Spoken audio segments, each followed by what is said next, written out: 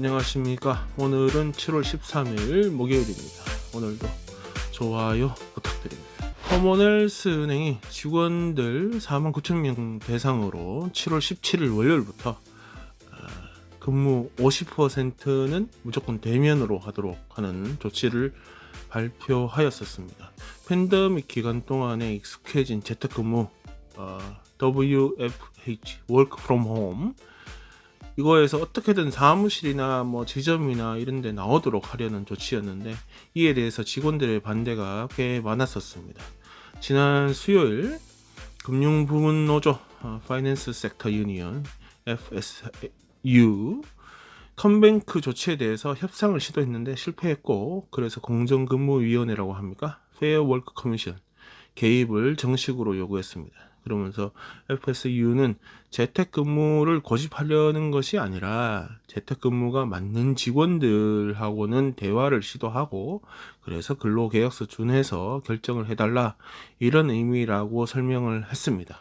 예전에 빅토리아주에서 총리를 했던 제프 케넷이라는 분이 있습니다. 지금 많이 연로하신데, 이분이 헤럴드 선과 인터뷰에서 집에서 근무하는 사람들은 현장에서 근무하는 사람들보다 급여를 좀 적게 받아야 된다, 이런 주장을 하였습니다.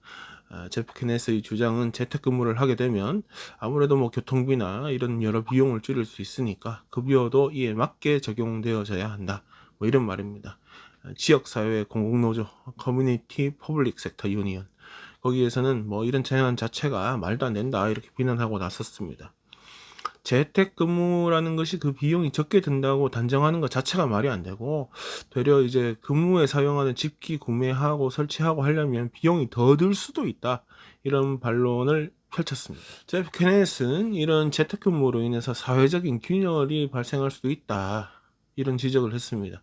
어디서 일하건 뭐 집에서 일하건 사무실에서 일하건 노동 생산성하고는 다른 이야기를 하는 거라면서, 다만 이 집에서 일하는 사람들은 상대적으로 이제 근무로 인한 스트레스를 많이 줄일 수 있고, 또 재정적으로 절약할 수 있는 기회도 누릴 수 있는 반면에, 현장에서 근무하는 사람들은 뭐 다른 대안이 없다는 겁니다. 그러니까 비교해 보면 결국 뭐 돈도 많이 쓰고 정신적으로도 비용이 많이 든다, 이런 말입니다. 그러면서 특히 공공부문 근무자, 뭐 공무원에 대한 대면 근무 복귀 적극적으로 추진해야 한다, 뭐 이런 말을 했는데, 공공부문 노조 대변인은 현재 80% 노조원이 이미 현장 근무 전환했고, 탄력적 근무가 도입되고 난 후에 생산성이 좋아졌기 때문에 급여를 줄이고 내리고 하는 것은 상관이 없는 문제다, 이렇게 또 말했습니다. 주정부는 이전 전임 총리가 하는 얘기니까 마냥 무시할 수는 없는 입장이라서 나온 얘기는 조언 들었다, 근데 뭐 딱히 대책은 내세우지 않겠다, 이렇게 말했습니다. 뭐 무시하겠다, 이 말입니다. 호주 최고의 미식 도시 멜번, 이 멜번에서 그래도 꽤 인정받고 잘 나가던 식당 하나가 문을 닫았습니다. 시내 엠포리움에도 있고 체드스톤에도 업장을 둔 칼리아라는 곳인데, 자발적 법정 관리에 들어간 것입니다. 공동 사장 중 한 명이고, 또 멜번 시티 카운슬 의원이기도 한 제이슨 장. 제이슨은 멜번의 다른 소규모 레스토랑하고 마찬가지로 지난 팬데믹 동안에 글자 그대로 버티기 하고 있었고, 또 팬데믹 끝난 이후에도 비용이 너무 올라가서 뭐 그닥 좋아진 것이 없었다고 합니다. 그 와중에 또 그 시간 겪어내면서 많이 힘들었을 거 아닙니까? 자신 역시 우울증 등 많은 정신질환 알아왔다, 이렇게 고백을 했습니다. 법정관리 절차상 아직 영업은 허용이 되고 있는 상태인데, 정상 영업으로 복귀는 뭐 거의 불가능할 것으로 보입니다. 평균적으로 멜번 시내에 위치한 커피숍이나 식당, 펍, 바 뭐 이런데 평일 매출이 상당히 떨어진 것으로 집계되고 있습니다. 아무래도 시내에 출근하는 사람들 숫자가 많이 줄어들다 보니까 그런 사람들이 매장을 방문하는 숫자도 줄어들고, 뭐 당연히 매출 감소로 이어지고 있는 상황입니다. 재택근무가 새로운 삶의 형태로 지금 잡아가고 있지 않습니까? 이런 상황에서 멜번 시내에 위치한 사업체들에 대한 어느 정도 정부 차원 대책이 필요하다고 생각을 합니다. 그런데 며칠 전에 그 ANZ 그 은행 CEO가 인터뷰하는 걸 들었습니다. ANZ에 따르면 이 빅토리아주가 사업하기는 호주에서 가장 힘든 주라고 합니다.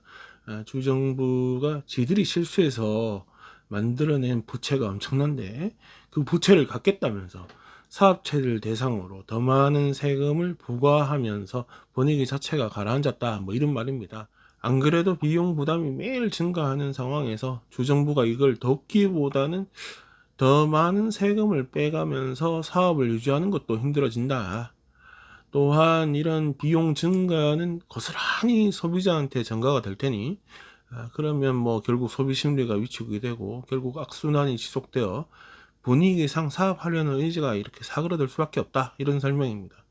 여러 가지 이유가 있을 텐데 ANZ CEO가 이야기한 이유 중에 하나는 급여세 이야기입니다. 좀 봤더니 빅토리아 주정부가 사업체에 부과하는 급여세가 4.85, 다른 주에 비해서 과율이 적게 보입니다. 뭐 5%나 6%, 7% 이런 데가 있기 때문에. 그런데 실제 부과 대상은 다른 주에 비해 훨씬 큽니다. 다른 주는 적어도 연간 총 지급 급여가 적어도 100만 불, 많으면 뭐 200만 불 넘어야 부과 대상이 되는데 빅토리아 주는 70만 불만 넘어가도 이 급여세를 때립니다. 그러니까 식당 하나 하는데 풀타임 기준으로 뭐 주방 직원 뭐 5-6명 쓰고 홀 직원 5-6명 쓰고 사무직 1명 쓰고 뭐 그래서 직원이 한 10명, 12명 된다 보고 이 사람들 급여 한 7만 불씩 정도 지급하잖아요. 그럼 70만 불 그냥 넘어갑니다. 그러면 바로 급여세 부과 대상이 된다는 말입니다. 그러니까 급여세 피해 가려면 직원을 적게 쓰거나 직원을 써도 저렴하게 쓰거나 뭐 그렇게 해야 된다는 말입니다. 그러면 제 생각에는 그냥 한국에 왜 동네에 있는 닭집 있잖아요. 응? 해봐야 알바 한두 명 쓰나? 뭐 그 정도 창업에서 영업하면 급여세는 피해갈 수 있다. 이렇다는 겁니다. 사업을 하게 되면 사장이 사업체를 더 크게 만들어야지 라는 생각을 하는 게 아니라 사업을 더 줄여야지 하는 생각을 하게 된다는 건데 말이 안 되지 않습니까? 한편 주정부는 이런 비난을 의식해서 지난번 예산안 발표할 때 2024년 내년 7월부터 총급여 70만에서 90만 불 사이 규모 사업체, 작은 사업체는 세금에 좀 도움을 주겠다. 뭐 어떻게 준다는 말은 안 했지만 줄 생각이다 이렇게 말을 했고 2025년도부터는 부과 대상 하는 총급여 100만 불까지 올릴 거다 이렇게 말한 적이 있습니다. 2025년이나 되어서야 다른 주하고 좀 비슷해진다는 말입니다. 호주 기준금리를 정하는 것을 주 업무로 하는 호주준비은행 리저브뱅크 총재 필립 로우가 어제 뭐 중요하다면서 하나를 뭐 발표했습니다. 지들 말로는 개혁안이라는데 매년 1월 제외하고 매월 첫 번째 화요일 만나가지고 11번 회의하죠. 11번 기준금리를 정해서 발표하는데 요거를 8번으로 줄이겠다. 3번 덜 하겠다. 횟수를 줄이는 만큼 회의 시간은 느리겠다. 뭐 장난하는 것 같은데 회의 시간이 늘어나면 우리에게 뭐가 좋아지는지 뭐 어떻게 좋아지는지는 제가 잘 모르겠습니다만 하여튼 횟수를 줄이겠다. 필립 말로는 이제 좀 더 많은 직접적인 자료를 좀 수집해서 공유하고 논의할 거고 그래서 회의 시간이 길어지고 그렇게 또 결정된 기준금리가 발표된 이후에는 왜 이렇게 했다 이런 기자회견도 하게 된다는 것입니다. 다시 그 개혁안을 내가 줄줄이 읽어봤는데요. 2월, 5월, 8월, 11월은 그냥 첫 번째 화요일 그냥 원래 하던 대로 하고 다른 달은 이제 중간에 간격 맞춰서 이렇게 한다고 합니다. 그러니까 한번 한 달 보름에 한 번 뭐 이런다 이해가 되고 회의는 보통 월요일 오후 정도에 만나서 날밤 새고 화요일 지나 화요일 오후 2시 30분에 발표한다 이런 식으로 스케줄이 잡아진답니다. 설마 밤새고 하지는 않겠지, 그죠? 회의에 참석하는 위원들은 회의가 시작하기 전에 각자 모임을 가질 수 있도록 하고 그 모임에서 다른 또 자료, 다양한 의견을 수렴하는 것을 허용하도록 했습니다. 이전에는 뭐 안 했나 봅니다. 회의 직후 회의 결과에 대한 성명서를 공식적으로 작성해서 발행하게 됩니다. 또 이사회의 결정을 설명하기 위한 기자회견이 바로 이어지게 된다. 또 저타다 몇 가지가 있습니다. 근데 이렇게 읽다 보니까 참으로 당연한 조치를 하게 되는 것인데 그 말인즉슨 여지껏 해온 거는 뭐 주먹구구식으로 했나 뭐 이런 생각도 듭니다. 그도 그럴 것이 팬데믹 전에 준비은행이 전 국민 상대로 이자율에 대한 이야기를 했던 적이 있습니다. 앞으로 몇 년간 이자율을 올리는 일은 없을 것이다. 그래서 그 이야기 듣고 앞으로 삶의 계획을 써내려간 사람들이 많습니다. 하지만 그 팬데믹이라는 상황에서 약속은 그냥 파기됐고 그냥 삶이 좀 바뀌었다 보다는 지금 치솟는 이자율, 물가, 여기 못 버티는 사람들이 너무 많다 보니까 극단의 상태로 몰리는 사람들이 많습니다. 그런데도 뭐 정당한 사과나 처벌, 뭐 책임지는 사람 뭐 아직까지 없었습니다. 여튼 얘기가 좀 흘렀는데 9월이면 임기가 끝납니다. 이 필립 할아버지가 그 후임에 대한 이야기 계속 나오고 있습니다. 한쪽에서는 뭐 연임 이야기도 나오고 있는데 그러다 보니까 어제 관련한 질문도 나왔습니다. 연임 하라 그러면 하겠냐 그랬더니 필립이 그렇게 되면 영광이다. 그렇게 되면 한다. 이런 식의 대답을 하였습니다.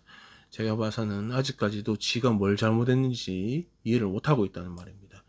지가 뱉은 말 한마디 때문에 누군가가 생고생을 하고 있다 이런 생각을 한다면 연임을 묻는 질문에 대답 어떻게 나올지 뻔한 거 아닙니까?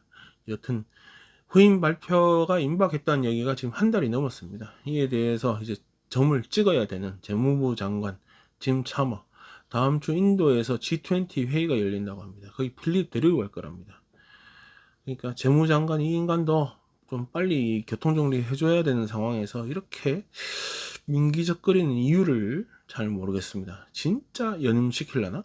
뉴사우스웨일즈주 시골 마을 더보에서 대형 3D 프린터로 화장실을 찍어내고 있는 중이랍니다. 이번 주에 인쇄 시작했는데 요 며칠 내로 완성이 된다고 합니다. 이게 외장만 찍는 게 아니고 안쪽 구조물도 찍고 지붕도 찍어내고 뭐 그렇답니다. 뭐 나중에 조립만 하고 설치만 하면 되겠죠. 보통 화장실 하나 공사하려고 하면 시간이 꽤 걸린다는데 이번 프로젝트를 한번 해봄으로 그 시간이 얼마나 줄일 수 있는가 이런 거 확인도 해볼 것이라고 합니다. 콘투어 30이라는 회사가 지금 이 기술을 시전하고 있는 중인데 이 회사가 작년에는 멜번에서 사흘 만에 집을 한 채 지어 올렸다고도 합니다. 당시 공사비가 일반 건축 집 지을 때 사용되는 그 콘크리트나 벽돌 뭐 시멘트 그런 거 있잖아요. 그거보다 한 20-30% 저렴하게 비용이 들었다고 합니다. 그래서 더보 카운슬은 이번 화장실 프로젝트가 성공적이다 이렇게 판명나면 그러니까 이제 구조적이나 뭐 비용적이나 시간적으로 효율적이다 이렇게 판단이 된다면 아예 주택 건축 쪽으로 이용을 해서 새롭게 그 신도시 지역처럼 거주 지역을 따로 마련하고 거기다가 3D 단지까지도 조성해 볼 생각이라고 합니다. 주변에 어디서 땅만 좀 구하면 이 양반들 불러다가 며칠 만에 집을 지을 수 있다. 잘하면 현재 지금 주택난에 획기적인 솔루션이 될 수도 있지 않겠나 뭐 이런 생각도 듭니다. 오늘 준비한 소식은 여기까지입니다. 끝까지 시청해주신 분들 감사합니다. 즐거운 하루 되십시오.